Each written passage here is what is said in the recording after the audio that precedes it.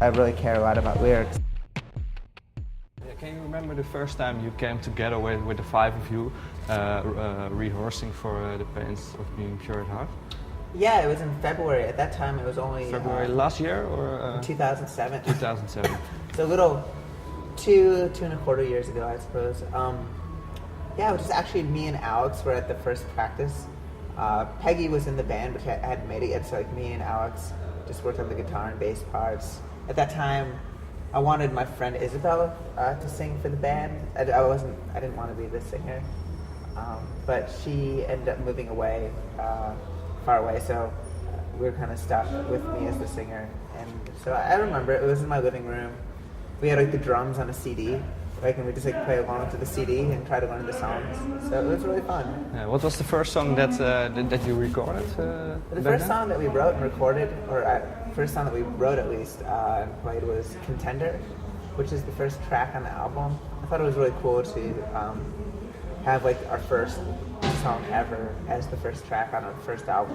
It was really the first song you ever wrote as Pains of Being Pure at Heart? Yeah, that was the first one. I mean, originally it had drums in it, I guess, but since all the other songs on the album had drums on it, we thought it would be okay to have that one not have drums. So, yeah, Contender was the first one for sure.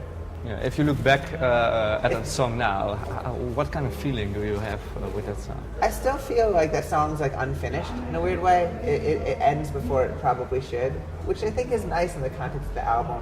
It's introductory, and it doesn't really complete its thought, or it doesn't have the normal trajectory of a song. There's not like a bridge or a big ending or anything. It just sort of ends. But that's okay when you have 9 songs after that that go on. So I still think it's a really song I'm proud to have written. It's pretty autobiographical, and it's just kind of about one of my favorite bands ever, the Exploding Hearts. And when I was living in Portland, I just really admired them a lot. But my own life was kind of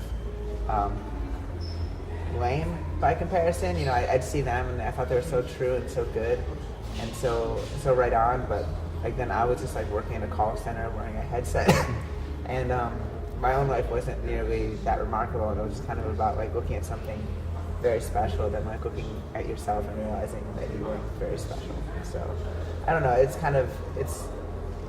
feel okay about it now because I guess things are going okay now for us, but at the time, it was just kind of like an encapsulation of where my life was at that time that I wrote it, or a little after I wrote it.